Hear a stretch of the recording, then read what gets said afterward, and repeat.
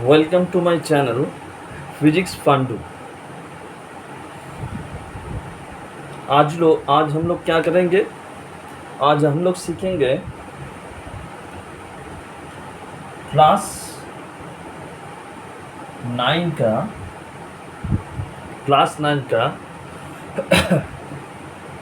Newton's laws of motion and forces.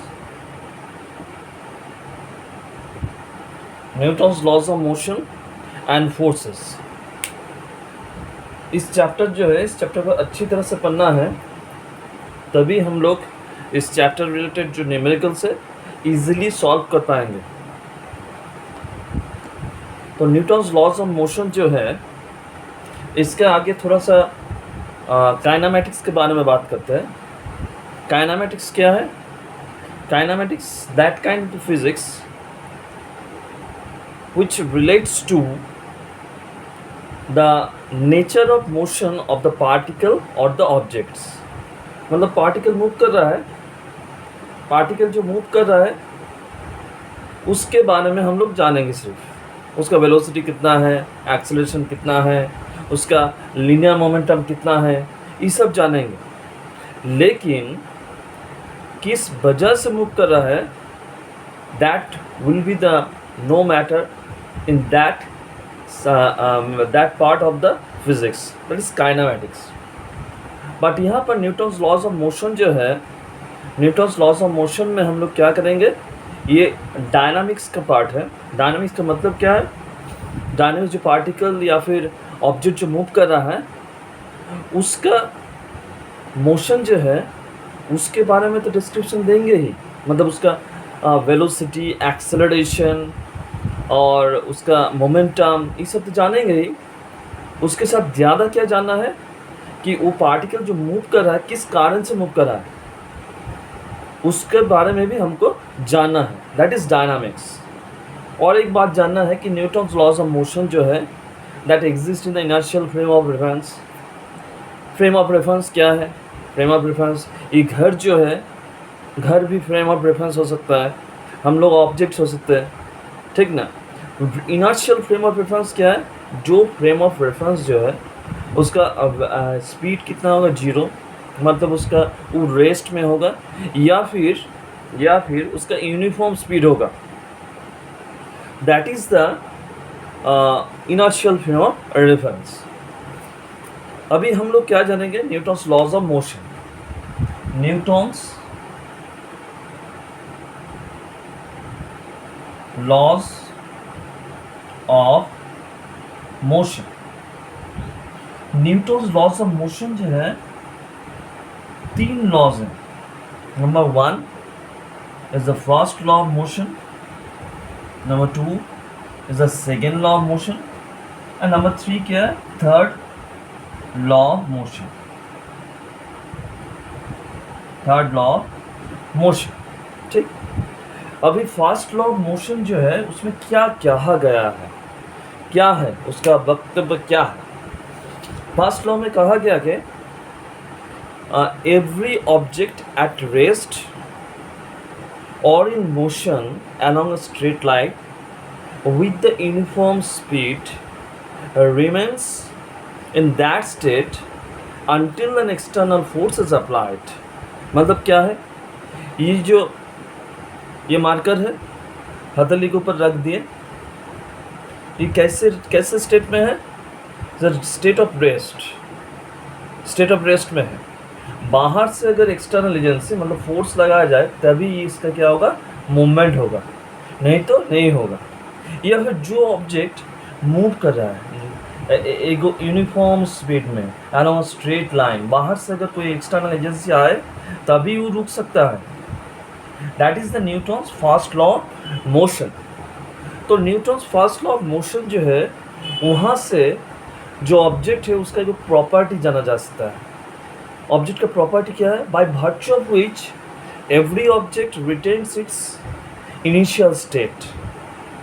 Initial state का मतलब जो रेस्ट में है वो रेस्ट में रहना चाहता है।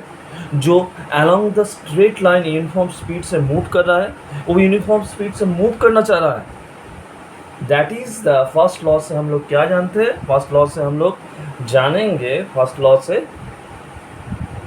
इनर्शिया। फर्स्ट लॉ से हम लोग क्या जानेंगे? we capture the ideas of inertia। अभी inertia जो है, inertia के 3 पार्ट्स हैं। क्या क्या है 3 parts? inertia of rest, inertia of motion and inertia of direction। inertia of direction, inertia of direction। तो inertia of rest क्या है? एक ऑब्जेक्ट है, इसको यहाँ पर रख देते हैं। कैसा स्टेट में है? रेस्ट में है। तो ये क्या करेगा? रेस्ट में ही रहना चाहेगा, ठीक ना? हम लोग भी ऐसे ही करते हैं, अगर कोई काम नहीं हो तो रेस्ट में ही रहते हैं। तो ये भी क्या चाह रहा है? ये रेस्ट में ही रहना चाहता है। That is the inertia of rest. What is inertia of motion? अगर ये मार्कर जो है ये मूव कर रहा है स्ट्रेट लाइन में यूनिफॉर्म स्पीड से, तो वो उसमें ही रहना चाहेगा। That is the inertia of motion. But what is inertia of direction? Inertia of direction क्या होता है? इनर्शिया ऑफ डायरेक्शन, हथेली है, हथेली के ऊपर ये मार्कर रख दिया, ठीक? ये हथेली दिखाई दे रहा ना, हथेली मूव कर रहा है, ये झट से इस तरफ टान ले लिया, हथेली टान लिया। तो ये जो है मार्कर जो है, मार्कर का डायरेक्शन लगे उसी डायरेक्शन में रहना चाहता है। ये जो डायरेक्शन जो है उसी डायरेक्शन में रहना चाहता है। That is the inertia of direction. That is the inertia of direction, ठीक? चलो, तीनों हो गया। इनर्शिया ऑफ रेस्ट हुआ, इनर्शिया ऑफ मोशन हुआ एंड इनर्शिया ऑफ डायरेक्शन हो गया। तीनों हो गया।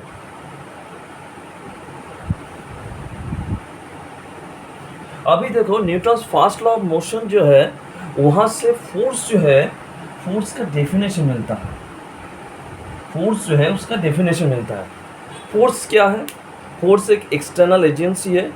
अगर कोई ऑब्जेक्ट रेस्ट में रह रहा है, उसके ऊपर हम लोग क्या कर रहे हैं? एक्सटर्नल एजेंसी अप्लाई कर रहे, उस रेस्ट से हम लोग मोशन में ला सकते हैं या फिर मोशन में लाने का प्रयास करते हैं, ठीक? ये 1 नंबर हुआ। 2 नंबर क्या है? ये एगो ऑब्जेक्ट जो है ये मोशन में है, इज मूविंग, तो इसको रोकने का प्रयास करें या फिर इसका रोक रहा है या फिर उसका डायरेक्शन जो है उसका चेंज कर रहा है। जो एक्सटर्नल एजेंसी से कर रहे हैं, that is the force. It is the force. समझ में आया ना बच्चों? That is the force. ना फोर्स जो है, फोर्स दोनों तरह का ले लेते हैं। एगो क्या है? बैलेंस्ड फोर्स, बैलेंस्ड फोर्स, और एक क्या है? Unbalanced force. एगो है बैलेंस्ड फोर्स और एगो है अनबैलेंस्ड फोर्स। बैलेंस्ड फोर्स में क्या होता है? पकड़ लो, ये फ्लोर है, उसके ऊपर कौन खड़ा है? ये खड़ा है,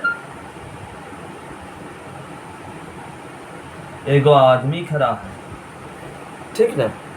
वो रेस्ट में है, रेस्ट में है। उसके ऊपर कोई फोर्स एक्ट नहीं कर रहा। क्या कर रहा है? उसका वजन, that is the weight, vertically downwards, that is W equals to क्या है? mg। और ये फ्लोर जो है, फ्लोर उसके ऊपर एक रिएक्शनल फोर्स R दे रहा है, ठीक ना? R ऊपर कम कर रहा है और mg नीचे की तरफ कम कर रहा है और एक ही लाइन में है। तो दोनों फोर्स R इक्वल्स टू अगर mg हुआ तभी ये खड़ा है। इसका मतलब क्या है, उसके ऊपर दोनों फोर्स काम कर रहा है इक्वल इन ऑपोजिट, मतलब रेस्ट में है। तो रेस्ट में अगर रहा तो R इक्वल्स टू mg। तो यहाँ पर क्या है, R और mg जो है मतलब वजन वेट जो है, they are balanced force because there is no motion of the object, और या फिर यहाँ पर क्या है, पार्सन। ठीक, अभी देखो ये बैलेंस्ड फोर्स है। अभी देखो अनबैलेंस्ड फोर्स पे क्या होगा, ये एक ऑब्जेक्ट है, ये एक थ्रेड है, दैट इज ऑब्जेक्ट, और ये थ्रेड है। इसके ऊपर हम टेंशन फोर्स अप्लाई कर रहे हैं, टी मतलब टेंशन। ठीक, अगर इसके ऊपर टेंशन फोर्स अप्लाई करेंगे तो दोनों ऑब्जेक्ट जो है उसके बीच में क्या काम कर देगा, that is the frictional force. Frictional force, अगर ये ऑब्जेक्ट मूव होगा तो उसके लिए क्या होगा, टेंशन जो है फ्रिक्शनल फोर्स से ज़्यादा होना चाहिए। तो ये जो ऑब्जेक्ट है that is in motion, object जो है that is in motion due to the tension and frictional force opposing it motion. तो ये जो है ये तो मोशन में है, तो ये तो बैलेंस नहीं हुआ। तो यहाँ पर टेंशन जो है एंड फ्रिक्शनल फोर्स जो है, they are unbalanced forces, they are unbalanced forces. समझ में आया ना? नाउ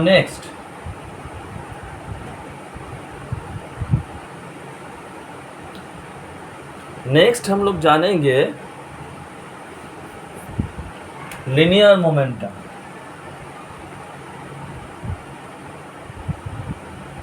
लिनियर मोमेंटम,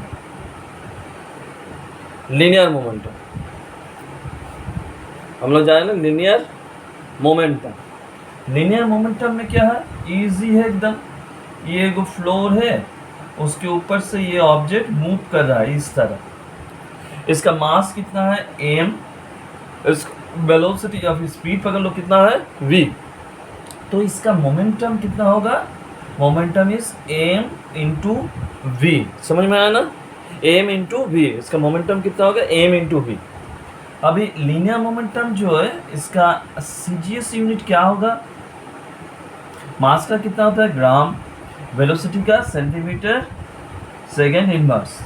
इसका जो SI यूनिट जो है, SI यूनिट क्या होगा, मास कितना होगा kg और वेलोसिटी मीटर पर सेकेंड। मिल गया हम लोगों को, ये तो इजी है एकदम इजी है। ये लीनियर मोमेंटम हुआ। उसके बाद हम लोग आएंगे न्यूटन्स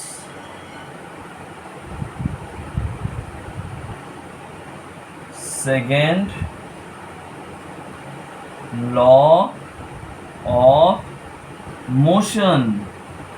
न्यूटन्स के सेकेंड लॉ ऑफ मोशन में क्या कहा गया है, बाहर से अगर हम लोग फोर्स अप्लाई कर रहे हैं, that force is directly proportional to the rate of change of momentum. और 2 नंबर क्या है, जिस तरह फोर्स अप्लाई हो रहा है चेंज ऑफ मोमेंटम लेकिन उसी तरफ होगा। इसका मतलब क्या है, ये जो मार्कर है, मार्कर का क्या हो रहा है, इस तरफ फोर्स दे रहे हैं पीछे की तरफ, तो इसका क्या हो रहा है, momentum, rate of change of momentum हो रहा है। वो जो rate of change of momentum हो रहा है वो फोर्स के साथ क्या है, प्रोपोर्शनल है। जिस तरफ फोर्स दे रहा है उसका मोमेंटम चेंज उसी तरफ होगा। That is the Newton's second law of motion. तो यहाँ पर क्या होगा, हम लोग ले लेते हैं ये हॉराइजॉन्टल प्लेन, उसके ऊपर ये एक ऑब्जेक्ट है, right, it is moving due to the external force F, due to the external force F। इसका मास कितना है m, इनिशियल वेलोसिटी कितना है, इनिशियल वेलोसिटी v है। इसकी तरफ फोर्स अप्लाई कर रहे हैं t टाइम, बाद में इसका वेलोसिटी कितना हुआ, दैट इज v। इसका इनिशियल मोमेंटम कितना होगा, बहुत इजी है, m u। इसका फाइनल मोमेंटम कितना होगा, m v। अगर चेंज इन मोमेंटम बोला गया, change in momentum, change in momentum क्या होगा, final minus initial, easy sir, तो M B minus M U. उसके बाद rate of change of momentum, rate of change of momentum, rate of change of momentum, तो equals to क्या लिखेंगे, m B minus M u by t. ठीक से पढ़ना है, हाँ, सुबह होगी मामू। अभी देखो यहाँ पर जो rate of change of momentum हो रहा है ना, वो क्या है, क्या बोला गया, rate of change of momentum के साथ फोर्स जो है वो डायरेक्टली प्रोपोर्शनल है, a proportional to M V minus M U by T. तो यहाँ पर a proportional to M V minus M U by T, ये तो इजी है। अभी देखो ए प्रोपोर्शनल टू क्या लिखेंगे, M into V minus U by T. हम लोग तो जानते हैं V minus U by T, बाप रे, हाँ ये क्या है, v minus U by T जो है that is the rate of change of velocity. और rate of change of velocity का मतलब क्या है, acceleration, F is proportional to M into A, हुआ ना। अभी यहाँ से कहाँ जाएंगे, एफ इक्वल्स टू के इंटू एम इंटू ए, हुआ। अभी देखो यहाँ पर अगर मास 1 हुआ, फोर्स अप्लाइड अगर 1 हुआ, ए एक्सेलरेशन 1 हुआ, तो के इक्वल्स टू कितना मिलेगा, 1 मिलेगा। तो यहाँ से के को 1 बैठा के एफ इक्वल्स टू क्या हो जाएगा, m into a, that is force equals to M into a. Force का मतलब क्या है, force equals to mass into acceleration of the body और द ऑब्जेक्ट। तो यहाँ से क्या मिलेगा, यहाँ से न्यूटन्स लॉस ऑफ मोशन जो है वहाँ से हम लोगों को फोर्स का फॉर्मूला मिला है, F equals to M into A. समझ में आ गया। अभी देखो फोर्स तो फिजिकल क्वांटिटी है, तो फोर्स अगर फिजिकल क्वांटिटी है तो यहाँ पर फोर्स जो है, फोर्स का क्या होगा, ऑब्वियसली यूनिट आएगा, फोर्स का यूनिट आएगा, यूनिट दोनों पर डिवाइड करते हैं, दैट इज सीजीएस यूनिट, और यहाँ पर क्या लिखते हैं, एसआई यूनिट। तो सीजीएस यूनिट फोर्स का क्या होगा, फोर्स इक्वल्स टू हम लोग क्या सीखे अभी, मास इनटू क्या लिखे, एक्सेलरेशन, मास इनटू एक्सेलरेशन, ये सीखे। तो इसका सीजीएस यूनिट क्या होगा, मास कितना होगा, ग्राम, और एक्सेलरेशन की unit centimetre second to the power minus 2। ये सब मिला के क्या होता है इसका, डाइन। और यहाँ पर एसआई यूनिट जो है, एसआई में क्या लिखेंगे, मास क्या होता है जानते हैं, केजी, ठीक ना। एक्सेलरेशन क्या होता है, metre second to the power minus 2, ठीक, ये हुआ। तो इसको क्या लिखेंगे, न्यूटन, एन से हम लोग इसको डिनोट कर देते हैं। अभी एन से डाइन जो है उसका एक रिलेशन है, उसको निकालना हो, कैसे निकालेंगे, देखो 1 न्यूटन इक्वल्स टू क्या होता है, kg metre second to the power minus 2। तो यहाँ पर लिखते हैं 1 kg metre second to the power minus 2, that is equals to 1 newton. अब 1 केजी इक्वल्स टू कितना ग्राम होता है, 10 to the power 3 gram, into क्या लिखेंगे, मीटर मतलब कितना सेंटीमीटर होता है, 10 to the power 2 centimetre second to the power minus 2। अगर 10 to the power 3 into 10 to the power 2 तो कितना होगा, 10 to the power 5 gram centimetre second to the power minus 2। ये जो है इसका मतलब क्या है, हम लोग जानते हैं sir gram centimetre second to the power minus 2 का क्या होता है, डाइन। तो हम लोग क्या मिला, 1 newton equals to 10 to the power 5 dyne. समझ में आया।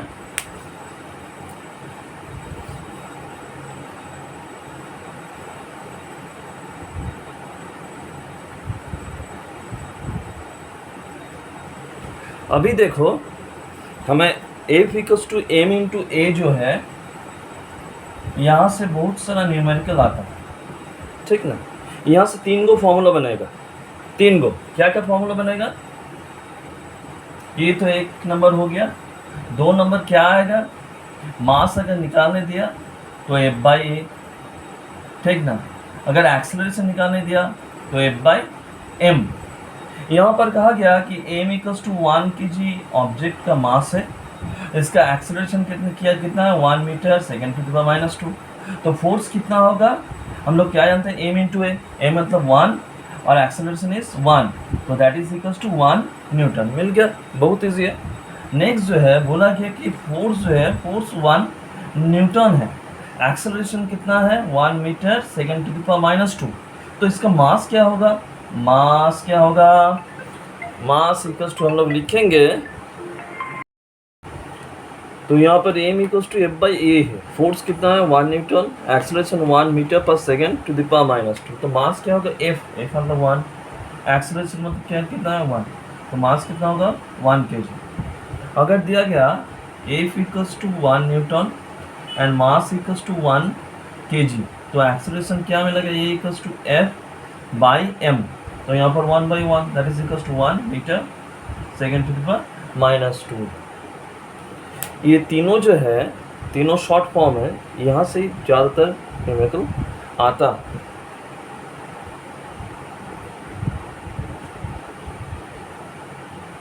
फोर्स मिल गया। उसके बाद हम लोग जाएंगे न्यूटन्स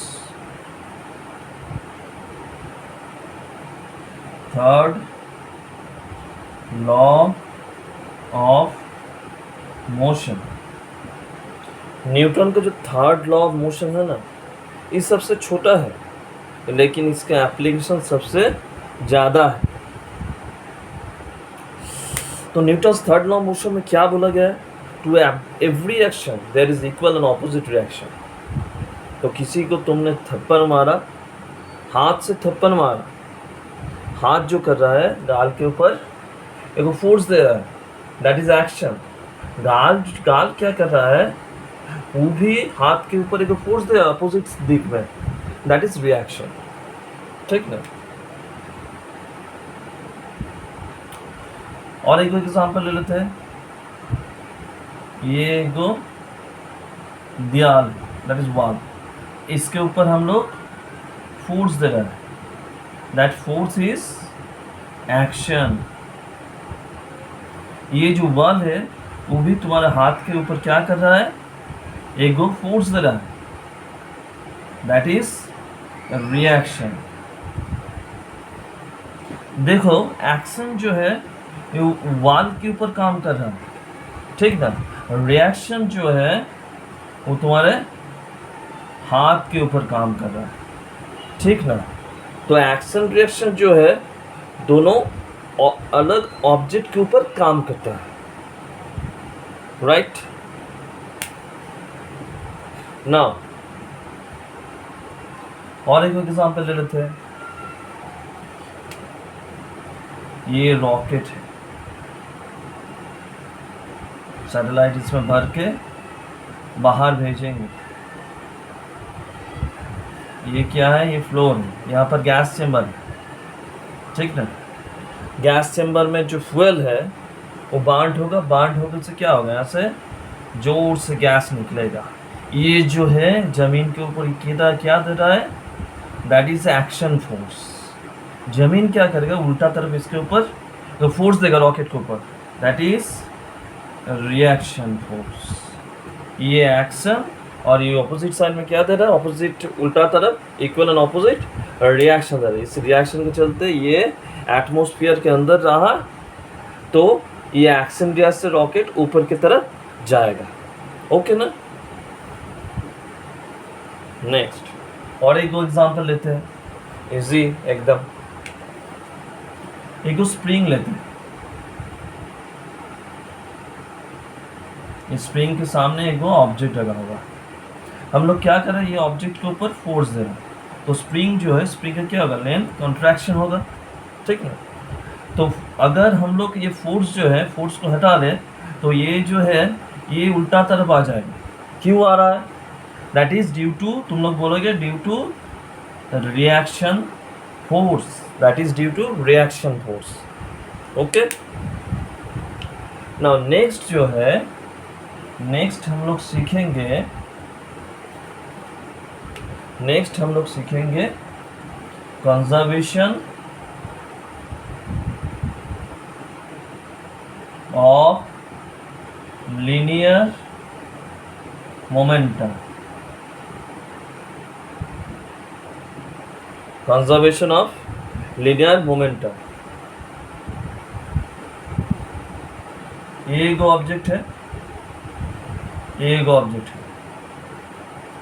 यहाँ पर दोनों क्या हुआ, दोनों के ऊपर कलीशन हुआ, उसके बाद मूव कर रहा है. There is no external force, ये दोनों के ऊपर काम नहीं कर रहा. इसका इनिशियल वेलोसिटी कितना है, u1, मास कितना है, m1. इसका इनिशियल वेलोसिटी कितना है, u2, मास कितना है, m2. इसका इनिशियल मोमेंटम m1 u1, इसका कितना है, m2 u2. तो दोनों को प्लस कर देंगे. प्लस करने से क्या मिलेगा, कॉलिशन के पहले टोटल लीनियर मोमेंटम. ठीक, इसके बाद यहाँ पर क्या हुआ, कॉलिशन हुआ. यहाँ पर क्या है, u1 ग्रेटर देन u2, तभी ना कॉलिशन होगा. कॉलिशन के बाद इसका वेलोसिटी कितना है, v1, मास तो सेम रहेगा m1. इसका वेलोसिटी कितना है, v2, मास तो सेम रहेगा m2. यहाँ पर लीनियर मोमेंटम कितना है, m1 v1. यहाँ पर लीनियर मोमेंटम कितना है, m2 v2. Total linear momentum after coalition कितना हुआ, m1 v1 plus m2 v2. इन दोनों क्या होगा, इक्वल होगा. That is the conservation of linear momentum. समझ में आया ना. तो ये यही है force and Newton's laws of motion. Total recapitulate कर दिए. अगर यहाँ से कोई क्वेश्चन हुआ तो यहाँ से पूछना है हमको, कमेंट बॉक्स में कमेंट करना है. Please like, share and subscribe to our channel, and goodbye for the day.